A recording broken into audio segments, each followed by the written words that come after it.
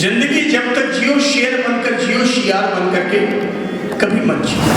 वो प्रेरणा देता हूँ, अगर आगे बढ़ना है तो आसमान में उड़ान कर। आदमी की मौत तब नहीं होती जब आयुष्य कर्म पूरा हो जाता है, आदमी की मौत उस दिन हो जाती है जिस दिन वो कोशिश करना बंद कर देता है।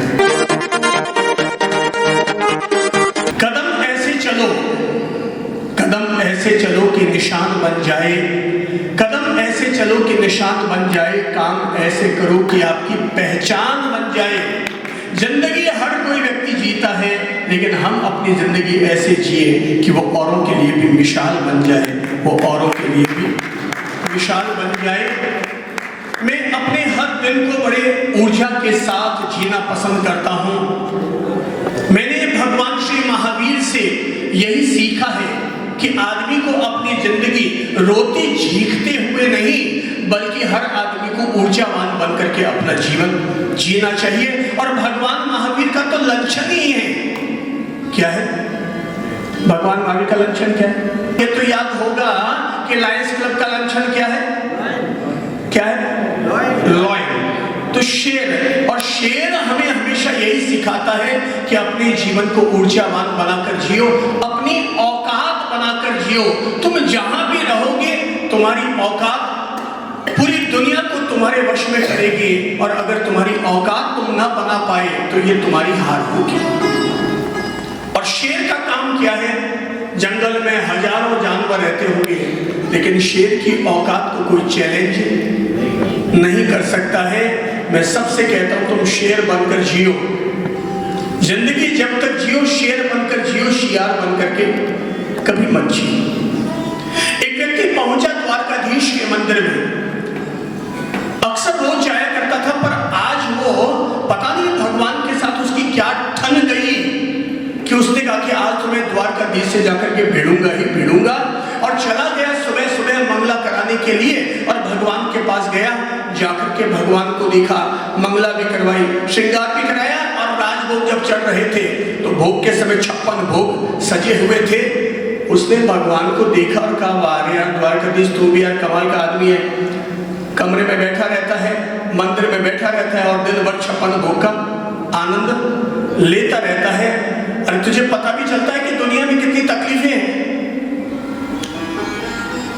हालांकि किसी ने भगवान की मूर्ति को बोलते हुए देखा नहीं होगा, पर पता नहीं उस दिन क्या हुआ, अंदर से भगवान की मूर्ति के पीछे से आवाज आई, भाई मैं तो बहुत कुछ करता हूँ, तो क्यों फालतू मुझे शिकायत करते? बोले क्या करते हो? दिन भर लोग आते हैं, 56 भोग चढ़ाते हैं, आनंद लेते हो, बस खा पी के मजे लेते हो या पड़े रहते हो। जो भी आपको जोड़ना है वो जोड़ लो, तुम केवल वहीं पर ही दिन भर रहते हो। आओ दुनिया में देखो तो पता चले हम लोग कितने संघर्ष के साथ अपना जीवन जीते हैं। तुझे तो बैठे बैठे रोजाना ही पेड़े और लड्डू मिल जाते हैं, और मुझे अपनी 4 रोटी कमाने के लिए पता है कितनी मशक्कत करनी पड़ती है।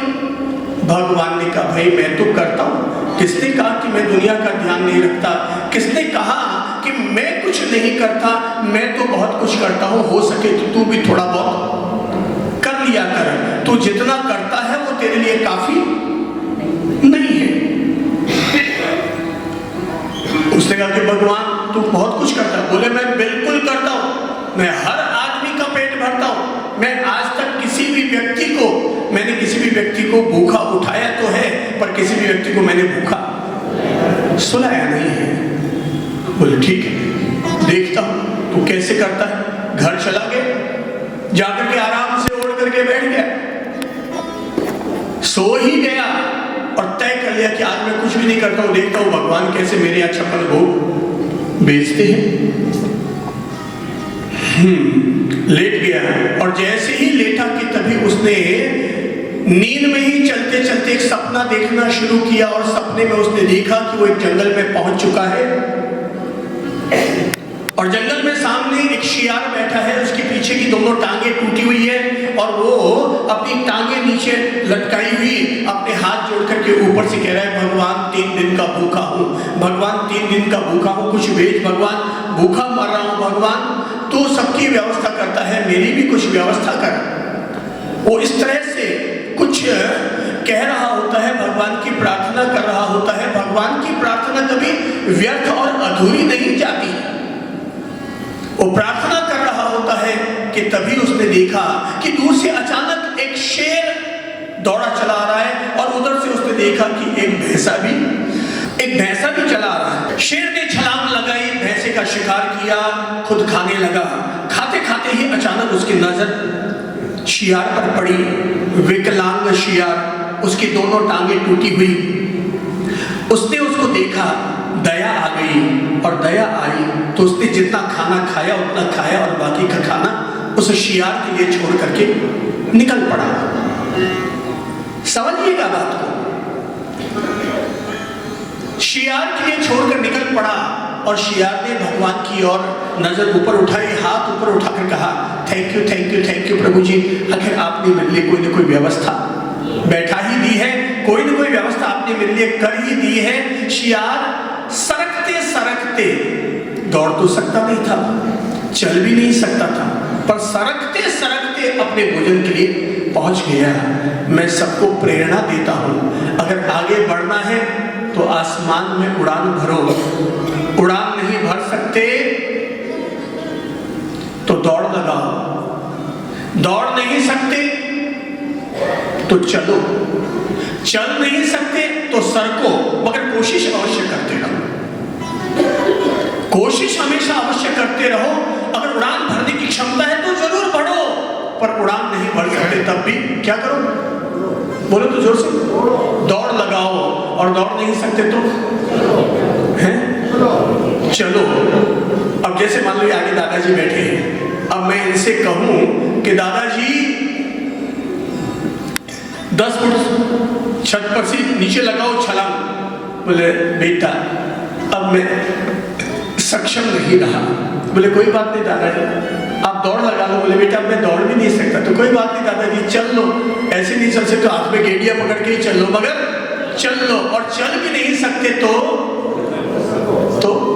सरक सरक के ही चल लो, सरक ही लो, मगर कोशिश अपनी तरफ से अवश्य करो। इंसान की जिंदगी की कसौटी इसी में है कि वो अंतिम सांस तक अपनी तरफ से कोशिश करना कभी बंद नहीं करता। आदमी की मौत तब नहीं होती जब आयुष्य कर्म पूरा हो जाता है, आदमी की मौत उस दिन हो जाती है जिस दिन वो कोशिश करना बंद कर देता है। क्या करना है? कोशिश करना बंद कर देता है। मेरी समझ से आपका शुभ नाम क्या है?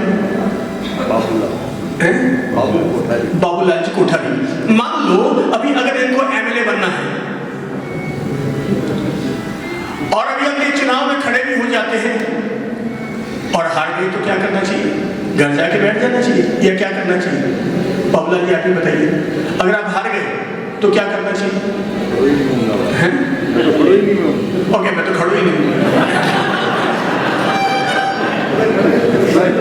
फिर प्रेरणा देता हूं, कोई व्यक्ति अगर ये कहता है कि मैं खड़ा ही नहीं हूं तो मैं उन सबसे कहूंगा भाई अगर खड़े नहीं होगे तो टावर के टावर रह जाओगे, अगर खड़े होगे तभी तो दौड़ लगा पाओगे। हर आदमी को कोशिश अपनी तरफ से करते रहना चाहिए। शियार उसने भी प्रार्थना की, चल नहीं सकता था, सरक सरक के अपने खाने तक पहुंचा और युवक ने सपने में ही देखा कि आखिर भगवान ने उसके लिए व्यवस्था कर ही ली है, आखिर उसको खाना मिल गया। तो उसने तय किया अपने भी काम नाम करना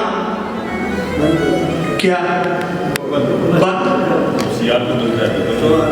काम नाम करना बंद। बोले तय हो गया, भगवान सबका पेट भरता है, जब शियार को मिलता है तो इंसान को भी अब जरूर मिलेगा ही मिलेगा। क्यों लफड़ा मोल ले, अपन तो अपने आराम से अब सोएंगे और मस्ती, लेकिन नींद खर्राटे भरता रहा।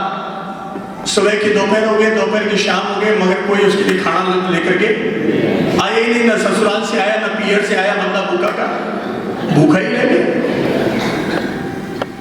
बंदा भूखा का भूखा ही रह गया। लेकिन रात हो गई, अभी तक भी कोई नहीं आया। रात को 11 बज गए, अभी भी कोई नहीं आया। अब भूखे आदमी को नींद भी तो कहां से आए? रात भर तारे गिनता रहा, मगर रात भर में भी कोई नहीं आया। सुबह तो चला गया, फिर वापस सीधा मंगला में भगवान के द्वारकाधीश, तूने कहा था मैं सारी व्यवस्थाएं सबके बैठा था, तूने तो कुछ किया ही नहीं, कुछ भी नहीं किया। भगवान मंगला की आरती चल रही थी, उधर पीछे से आए युवक के कान में कहने लगे, बंदे मैं वाकई सबकी व्यवस्था करता हूं, पर अगर तू शियार की तरह विकलांग होता तो जरूर तेरे पेट भरने की व्यवस्था मैं करता, पर मैंने तुझे शियार के रूप में नहीं शेर के रूप में पैदा किया है, और शेर को अपना शिकार खुद करना पड़ता है, अपना प्रबंधन खुद करना पड़ता है। अगर तुम शियार की तरह विकलांग होते तो हर आदमी का पेट भगवान बढ़ता है। दुनिया में आज तक कभी भी किसी गरीब की बेटी कंवारी रही है क्या? कोई ना कोई बेटी उसकी भी सेट हो जाती है। अमीर हो तो तुम्हारी व्यवस्था तुम्हारे पिताजी करेंगे, पर गरीब हो तो तुम्हारी व्यवस्था भगवान करेंगे। पर व्यक्ति की व्यवस्था अवश्य होती है। हर व्यक्ति के लिए जरूरी है कि व्यक्ति अपने आप को शेर बना करके जिए, शियार बना करके नहीं। अगर आप चंद्र प्रभु और ललित प्रभु आपके राजसमंद नगर में आए हैं, हम अपने इस प्यारे राजसमंद में आए हैं, तो हम अपने श्रावकों को, अपने सभी धर्म स्नेही लोगों को ये सिखाना चाहेंगे, अपने आप को शेर बनाकर जियो, शियार बना करके नहीं। शेर बनने वाला व्यक्ति ही महावीर बनता है, शियार बन जाने वाला व्यक्ति तो लकवाग्रस्त होता है।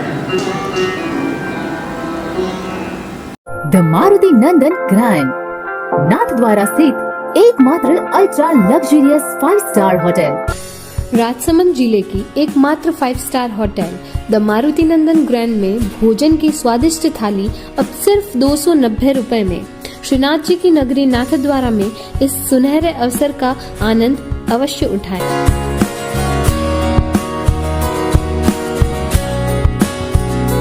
मारुति नंदन ग्रैंड, थिंक नाथद्वारा, थिंक नंदन ग्रैंड।